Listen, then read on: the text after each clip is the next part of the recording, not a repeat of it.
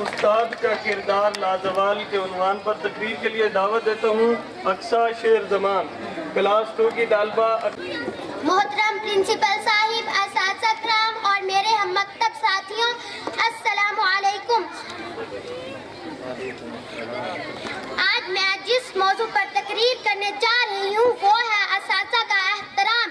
حضرت محمد صلی اللہ علیہ وسلم نے فرمایا، انما بعثت معلما، بے شک مجھے معلم بنا کر بھیجا گیا۔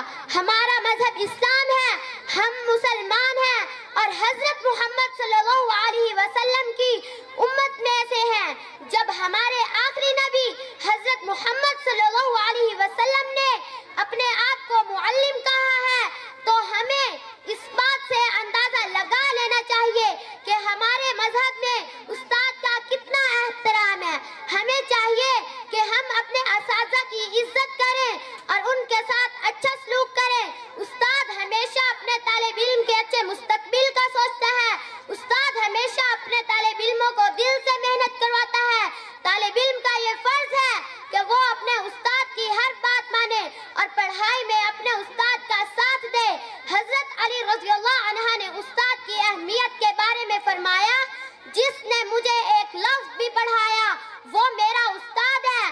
ہمیں اپنے اساتذہ کا احترام کرنا چاہیے کیونکہ وہ اپنے طالب علموں کو محنت کرواتے ہوئے کبھی نہیں تھکتے۔